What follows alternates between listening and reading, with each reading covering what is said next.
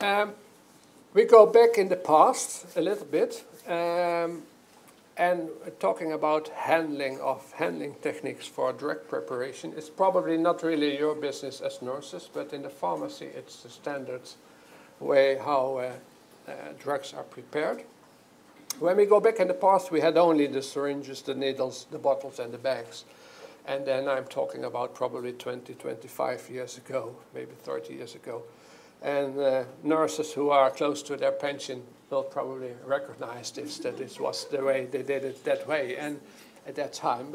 And when you talk to them, they said, well, I did it this way. Why do we need all these devices and things like that? I'm fine and so on. But anyhow, okay, there are nurses at that age now. They said, well, actually, we did very bad in that time. It's better nowadays. So we improved a lot. But then, of course, industry is not really relaxing, I think. They have always ideas how to improve safety and, of course, sell products. And then all these type of medical devices popped up, like safety pins and devices to put on vials to protect yourself. So that was a really improvement already when you compare it to the needle syringe technique. And later on, the Lewis slip, which is a very soft connection, was replaced. I think it's now replaced everywhere, at least I hope so, by Lewis lock. A Lewis lock is a screw-ring, so you cannot really open it very easily. And then we got the protected vials. This was a new development about 20 years, 15, 20 years ago. And the last 15 years ago, we have the closed systems coming on the market, so that's already a new step forward. And more recently, actually, you see a lot of robots doing the work of the pharmacy technicians. And well, one of the problems is with pharmacy technicians who do preparations that they have a lot of problems with the functioning of the pulse and all these bones here.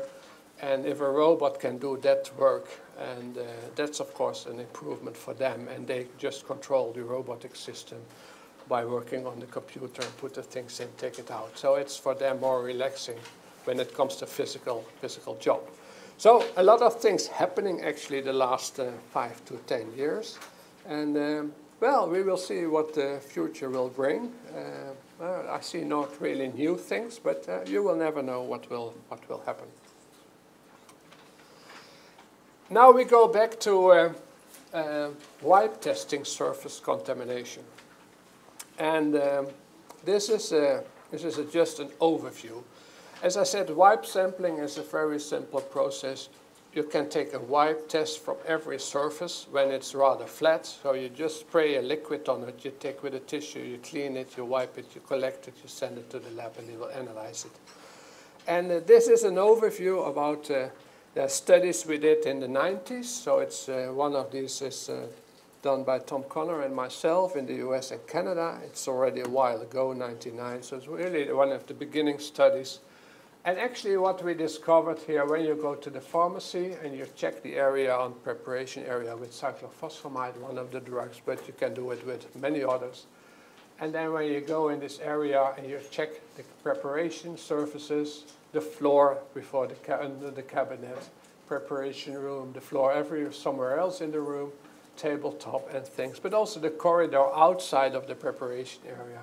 And then what you see is there is contamination everywhere. Just forget the figures, I will come on that later, but what we see is contamination. Wherever you go, if you go to Canada, US, Europe, Netherlands, Japan, you will find it everywhere, and I'm sure you will find it here too. That was a long time ago. We do still these studies. I come later on that on very recent results from the Netherlands, about 1,000 samples we analyzed there. I give you some recent information on it in the Netherlands today. Here is a study overview 2007, 2012, and it's in administration area, so where the drugs are administered. This is Dutch hospitals, just to give you an impression.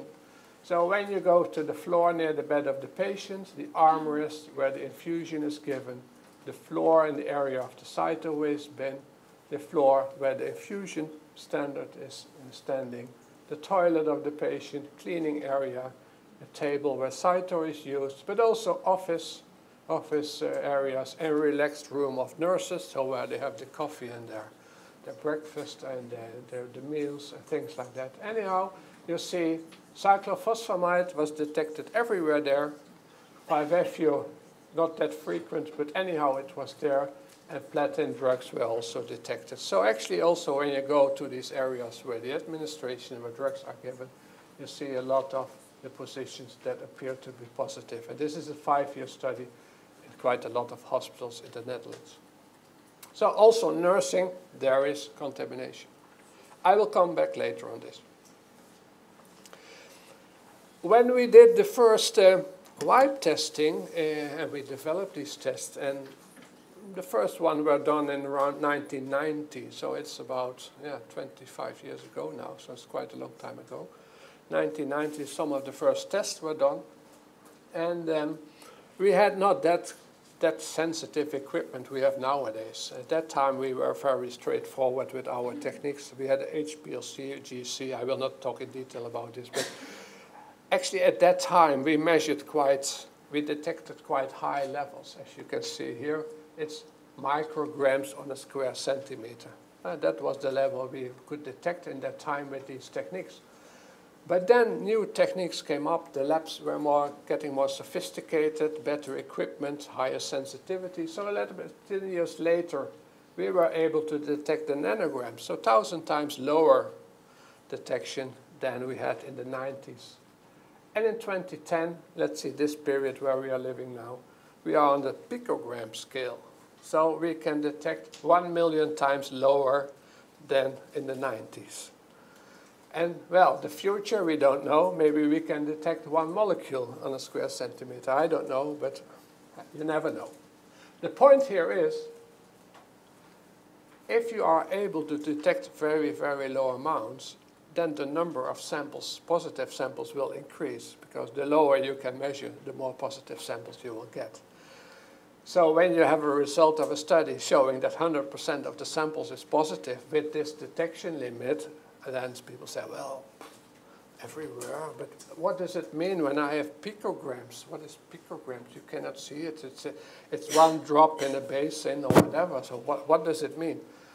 And said, well, and you find it everywhere. And yeah, but what is the relevance of this? What does it mean in terms of risk or exposure or whatever? So we had a big debate starting in Holland many years ago, and said, well, especially the pharmacists and the nurses said, well, we want to work safe, but we want to have data that really prove that we are safe. So if there is total contamination on picogram, but there is no contamination on nanogram, well, makes it sense. What does it mean? So we had a big debate. And we had a debate of when we do these tests, which were at that time already obliged in Dutch hospitals to do once a year, and said, well, if we find always contamination on a picogram, we want to know, what does it mean? Is there really a risk? And then we had a big discussion with pharmacists, nurses, hygienists, and toxicologists about the impact. What does it mean in terms of risk? And we said, well, what does surface contamination mean in terms of risk, and what level is acceptable? And actually we decided we accept contamination. As soon as the longer the detection limit is going down, we can measure smaller and smaller amounts. So there will always be contamination. And we accept it, but the question at that time was, what do we accept? What is the level which we think is acceptable in terms of risk, and which is the level which is not acceptable? And then we had a very pragmatic approach on this, and we said, well, how do we do this? And we do it in a very simple way. Let's go back. Yeah, this one. And it's quite very simple. We said, well, we have to deal with 50 drugs, probably. We cannot test all the drugs. It's too complicated. We have no way to do it. There are no tests for all these drugs. So we take the most worst drug. And that was cyclophosphamide, as I said before. Cyclophosphamide is very quick penetrating your skin. So if you have it on your body, you can be exposed very quickly. It's very persistent drug, so you can only remove cyclophosphamide by cleaning. So when it's in the environment, it will evaporate, it will stay there. So you can only remove it by cleaning. And we have good test to measure this drug.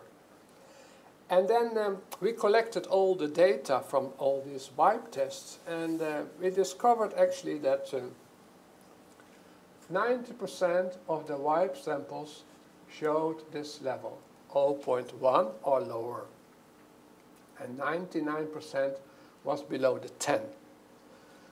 And the point was that we also included urine testing. So when we did this wipe testing, we also checked the urine of the workers who are working in this area. And we discovered that no positive urine samples were found if the contamination was below this level. So nobody was exposed when the contamination was at that level or lower. And then we said, well, this is a very good start. That we said, well, this is an acceptable level because it doesn't turn out to be that there is a risk, because we cannot measure the drug anymore in the urine, so there is no relation to any risk anymore. And that means we consider 0.1 nanogram on a square centimeter as a safe level. And of course, you can debate a lot on it, but the point here is too, if you take, for instance, other drugs who are not so quickly passing the skin, then of course this can be a little bit higher probably. So this is really a worst case scenario. So we said, well, this will function for cyclophosphamide, then it will also function for all the other ones because they are less toxic. They're of course toxic, but less toxic. And you are not so potently exposed to this drug. So that's the reason why we selected this 0.1 as the reference. So all contamination tests have to be below this level. And then we said 10, which means 2 magnitudes higher, is unacceptable. That's really too high. When you have all these high figures, then a lot of positive samples appear. So really, people really get exposed. And we said 10 is really not done. And in the end, it turned out to be in this model. And we call it a traffic light model. And it's very simple, actually. Traffic light said green is green and go on. Nothing, no problem at all. And red is stop. And that means if you have contamination below 0.1, then you're on the safe side. Oh, you have always to take care, but you're on the safe side. But when it's 10, then it's stop. It's really too much, too high. We know that people are really getting exposed by this level of contamination. But in between, it's a little bit, what shall you decide? So we split it up in 2 parts, yellow and orange. And yellow is actually indicating, well, okay, there's something going on, take care. But orange is indicating, well, you are close to red, so really take care now. So be sure that it's not increasing, so really, do something. And actually the actions we put on these colors are very simple here. Green is that you check once a while, which is more or less once a year. And here in between, we said, well, you have to make an estimate. If you have yellow results for a few samples, then it's probably not that problematic. But if you have a lot of orange results, then I think you should do something by making an estimate, try to improve situations, look where are the problems, where the potential problems are, and try to take some measures, but follow up with another test to check after a while, 3-6 months, if it's the same, increase or reduce. And of course, the measures you take should result in a reduction of the level. So actually the aim is from here to go down to green.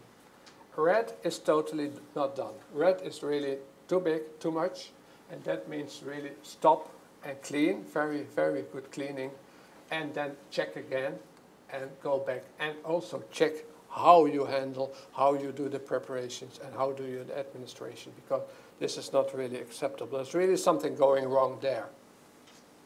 This model is published already in 2011, but it's updated last year in November, and you can read it in www.drwho.nl. It's in Dutch,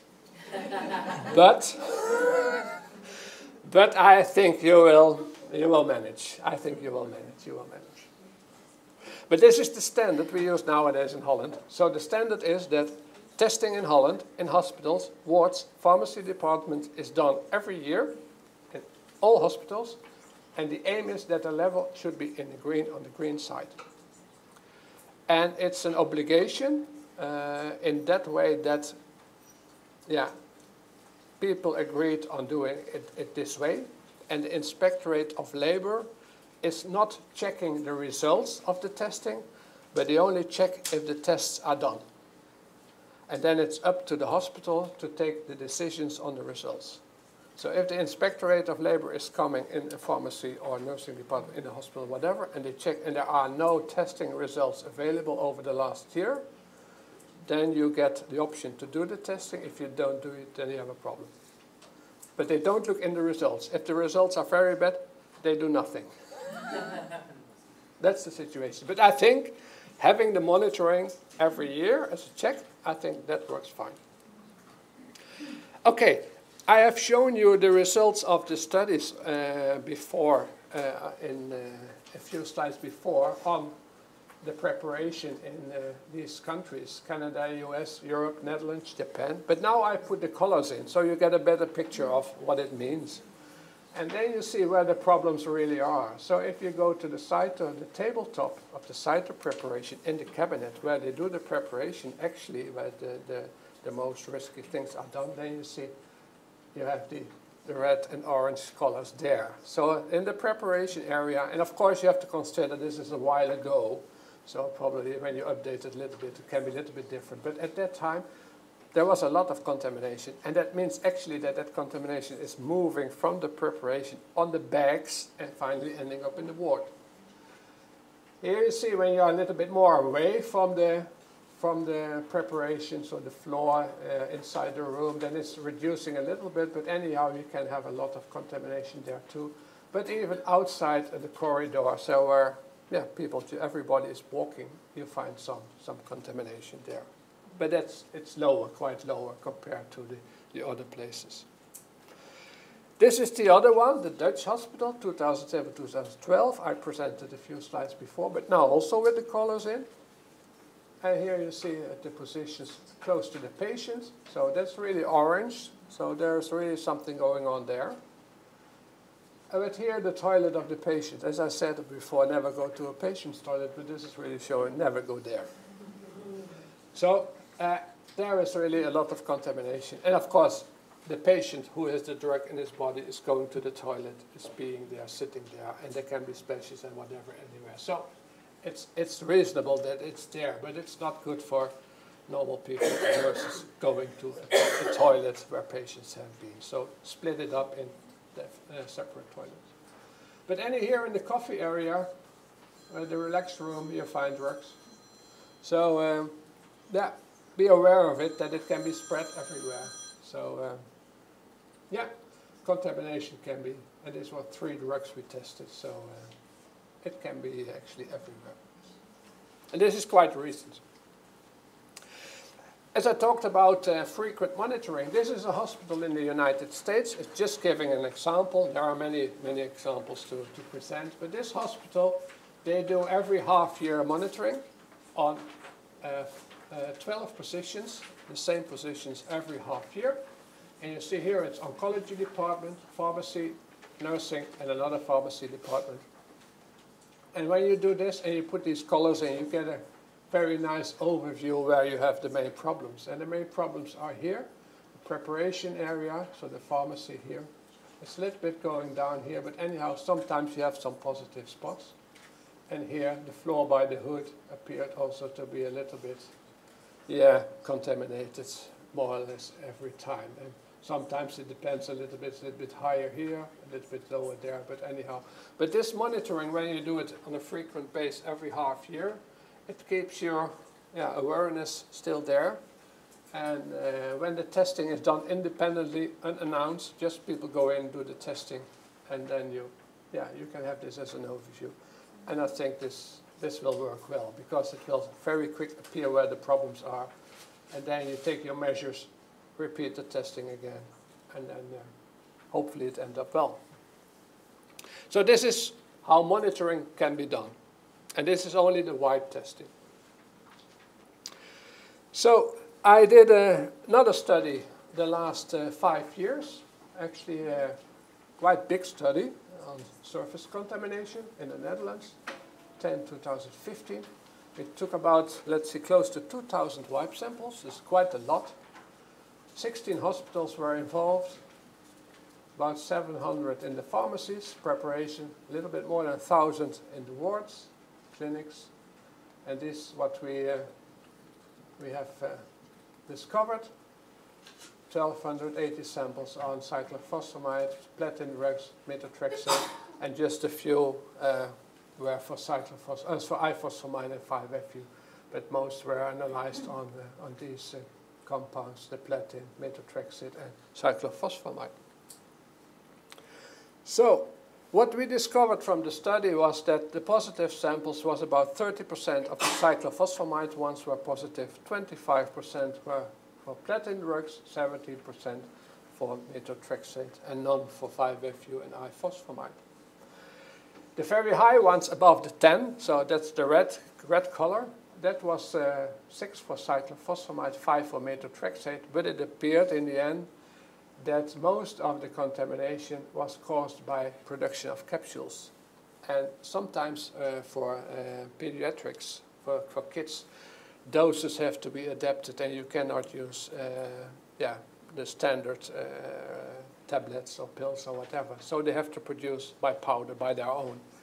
And that's mainly for methotrexate and for cyclophosphamide. So it really appeared that there was a lot of powder appearing and leakaging during the preparation. But this is the area we are interested in, so that's more the yellow and orange area. So then it appeared that quite a lot of positive samples appeared. But now we go more in detail. This is the overview. Most of the samples were below the 0.1, are not detectable, and just a few in this area, and I said here are the two high ones, the methotrexate, the cyclophosphamide. So most of the samples were below the 0.1. Now we go in detail, and this is interesting because here are the positions that were measured in most of the hospitals. So they're all identical indicated. So if you go to the cabinet, the biological safety cabinet, the walls, so inside, the surface, underneath the grill, so it's all inside the cabinet, but you have the chair, the floor, objects outside the cabinet, the waste bin area, transport equipment, objects and positions, non-sterile. And then you see really where the problems are. The problems are here in the cabinet. The cabinet is showing the highest percentage of positive samples. And the positions non-sterile, when I specify this, these are mostly vials, so outside of vials that are contaminated. So before they go into the sterile room, they are checked, and we check them, and quite a lot of these samples. You can see more or less 50% of the vials were contaminated on the outside with the drug.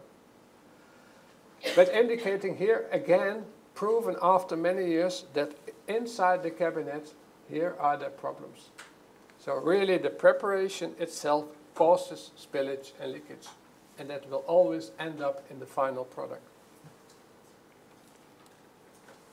So here the overview, 65% positive, 41 here. This was the vials, as I said before, 33%, 26. So actually a lot of positions in the pharmacy, close to the active handling, were contaminated, and the vials. So actually really a lot of vials were contaminated. Now we go to administration, so nursing area, and outpatient area, and here we have to deal with infusion, patient room, bed and chair, floor, toilet of the patient, knobs for door light, dirty room, toilet of the staff, area of nursing staff, and medication room. And here again it appeared the toilet is very predominant here, floors and bed close to the patient, the chairs. So actually where the active administration is done here. So really close to the patient area, the administration, there is the contamination. But anyhow, here quite a lot of samples, so over 50% show to be positive in that yellow-orange area. Well, here the overview of the study. 25% was above, was positive, and here 59% patient's area, the floors, the toilets here, bed, chairs, 52%, and then the other objects, waste, don't forget the waste here, and the toilet of the staff. So even the toilet of the staff was contaminated with the drugs. I think the last has to do with bed cleaning. What you often see is that cleaning is outsourced, done by people who clean as they clean a probably normal house or whatever. So they have no clue when they have to deal with cytodrugs how to manage this. And what you often see is they start cleaning the toilet and then they use the mop and the water for cleaning the rest of the rooms, and they don't clean, they just spread it. So you have really to start at the areas which are not highly contaminated. So start in patient rooms and in outpatient areas and end up in the most dirty places like the waste area and the toilets before, or change the water more frequently or things like that. So often it's just logic thinking, but you can cause a lot of contamination if you do it in the wrong way. So most of the positive positions are located close to the patient. Contamination on toilets of staff used by patients. Number of positive samples in administration areas are higher than in the pharmacy. And this has all to do with the fact that you have to deal with the patient, not with a simple vial. That is wipe testing. So how we do a wipe testing, what you can do with the results of wipe testing. So they can be very illustrative. When you show people, we did testing, you don't see the drugs, but they are there. And that you can discover where the problems are. But then we go a little bit more to the work itself, because when you have this result, a lot of people say, oh my God, it's everywhere. Can I work in a good way here, and so on.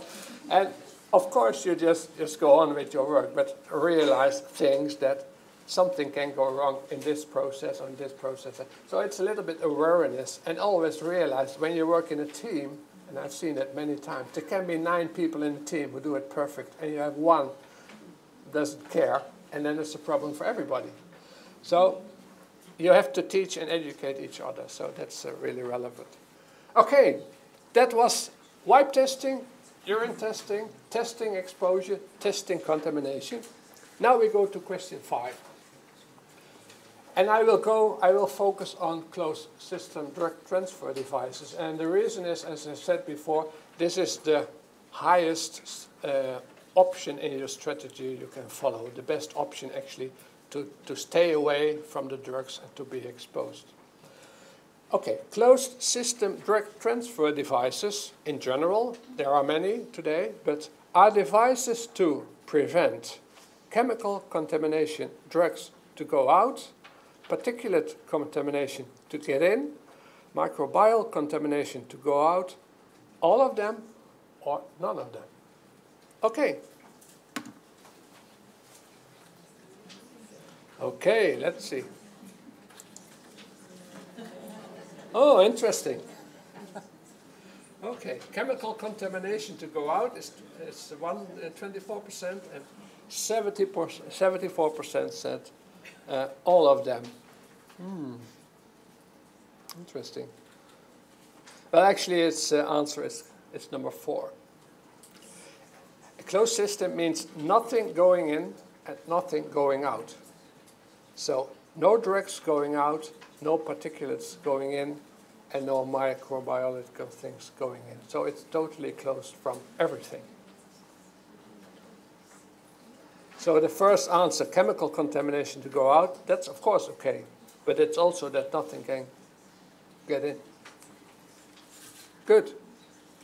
This is the definition of a closed system transfer device, a definition set by the National Institute of Occupational Health, NIOSH, in the United States. I took this definition. There are some others, but I took this one as an example, which I think is very commonly used. But as you read the description, then it's a lot of wordings to give that definition. And it's in fact that a closed system transfer device is a drug transfer device that mechanically prohibits the transfer of environmental contaminants into the system and escape drugs, as I said, getting out. So that means actually a system that is airtight and leak-proof. That's roughly a definition of it. Okay, now we get another question on closed system transfer devices. CSTD as protector of the product, the drug, regarding microbial contamination enables you, 1, no need to use a biological safety cabinet or an isolator, no need to use personal protective equipment, no need to work in a controlled environment clean room, all of them or none of them. Okay.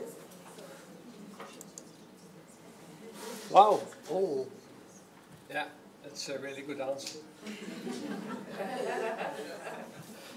You always need the extra things when you use a closed system, because there can always be a mishaps, an accident or whatever, and for that you really need to have the other things in place too. So it's the other things you need also too. So really you need them all, 1, 2, and 3. Good. Yeah, surprised that you had that good. Okay. Okay, another question about closed system transfer devices. CSTD as protector of the product, drug, regarding microbial contamination enables you, 1, no conservation of the drug,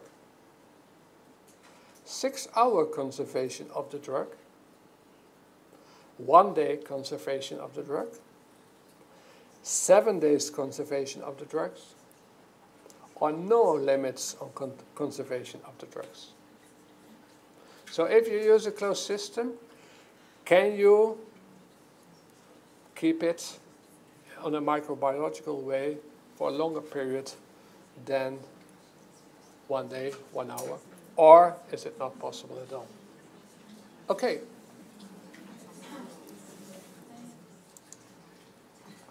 Ah, interesting. Well, there are two opposites. One saying no conservation on the drugs. And there is a group who's saying, well, no limits on conservation of the drugs. So that's really the opposite of each other. Well, to my opinion, the answer is in between. No, it's a debatable question. Therefore, I put it in. But there are studies showing that you can use a closed system drug transfer device for 7 days, saving the drug in a microbiological way. So it's possible. But there are some restrictions on that too. So, for instance, if you use files for preparation today and you put a protective system on it from a closed system on it, you can use the drug the next day or the day after for other preparations if you want. But that's only when you have a CSTD on place. So it's possible to save it. And there are studies showing that it can be up to 7 days now. So you can do it. The question is it allowed or not? That's another issue. There are probably rules here in the UK, I don't know, saying you can never use it. You have to throw it away after 1 day or whatever.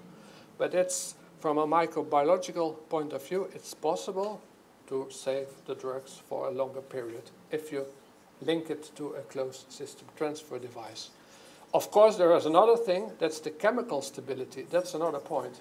Of course, it can be that the chemical stability is saying of a drug, you cannot use it for the next day or 2 days because it's very unstable. That's another point. But when it's coming to microbiological things, then there are things, studies showing that you can save it up to a longer period. But it's nice to see 55, 25, so it's really good. I have another one, also on a CSTD. And that has to link with that you can keep the drugs for a longer period. So if you can keep the drug for a longer period on a microbiological view, then you can use it the next day or the day after and so on. So therefore this question, using a closed system transfer device for multi-dose vials, so that means that one vial can be used for 2 patients, saves money including cost of CSTD. How much as percentage of the budget, taking in total the budget for drugs preparation, oncology preparation, how much is that? Is it 0%, so there is no savings? Is it 10%, there is a little savings, 20%, more than 30%, or no savings at all? So there is at all, there's extra budget needed because CSTDs cost money. Up to you. This is also a little bit a tricky one.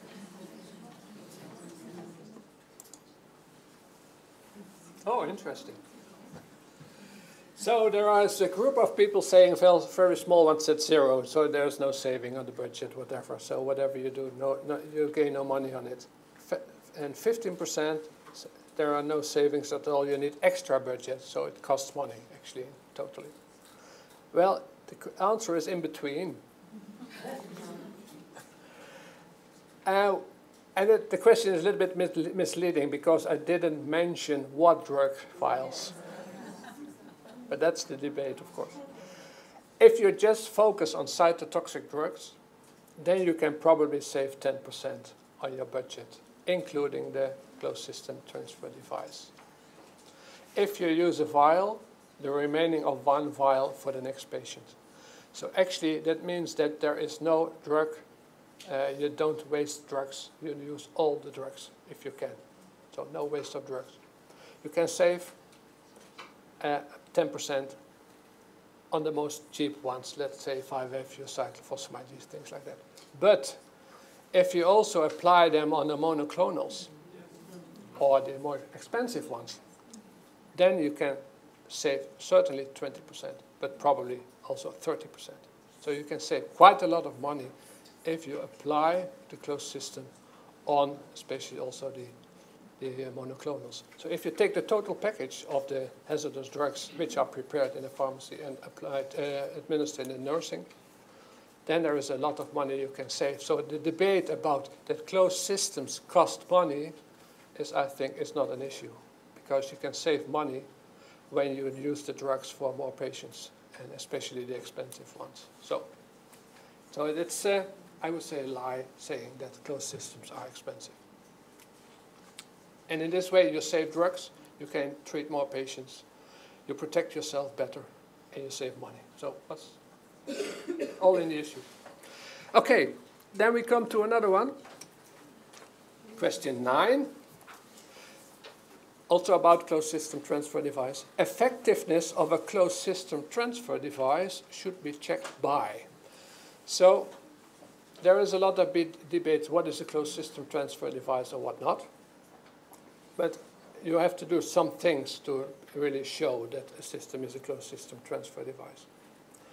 But the question is, what should you show? Is it 1, a leak test and an air tightness test? So there is no leakage and it's a tight system.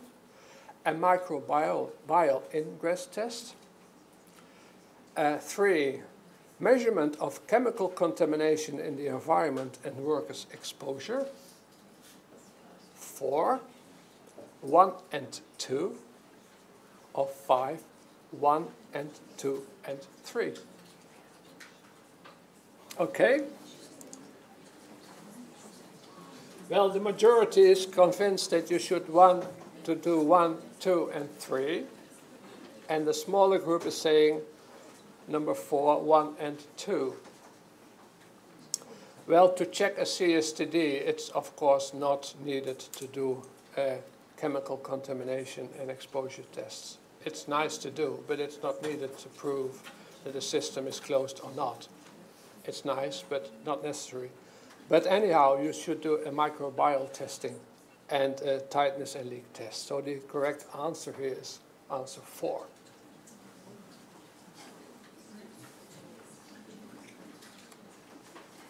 I like that you answered number 5, but it's 4. Okay, I will show a little bit about closed systems. We have done a study a while ago in the United States. Closed systems now on the market at that time, Facile was a very predominant closed system on the market. It's now produced nowadays by Becton and Dickinson.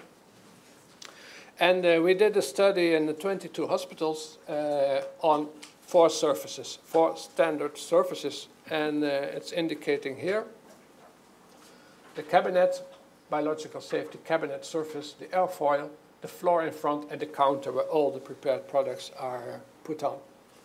And what we discovered here is that when you take cyclophosphamide as a drug to test, and we do the wipe testing on these surfaces, then you see here, with the standard technique, at that time it was just a very simple syringe and needle technique. You have quite a lot of contamination here. You see it here, especially on the airfoil, so the area where the real preparation is done. And when you replace it by Facile and retest after a while, you see a total reduction. So very, very good reduction over time in these 22 hospitals in that period. And then we repeated this one again. 30 hospitals, 5 years later, this period, same surfaces, same positions. And again here with the standard technique, needle syringe, which was still used in the United States. You see here the results again. And with Facile, you get a significant reduction. So actually it's showing that when you use a closed system, you can reduce contamination very, very quick, if you're going down. And when you compare these two, and you just look at the colors, then you see that there was really not so really much difference.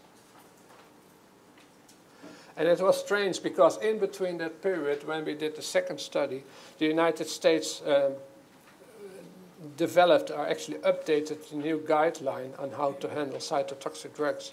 And that guideline was implemented, a new guideline in these hospitals. But then it appeared no difference between the 2 studies. So actually new guidelines with a lot of paperwork doesn't mean that you improve your situation. You have always to validate it afterwards. And this test is actually showing that all these new guidelines didn't make any sense at all. Nothing has changed. This is just an example of closed system transfer device. Later on I will present another one, but there are a few on the market nowadays.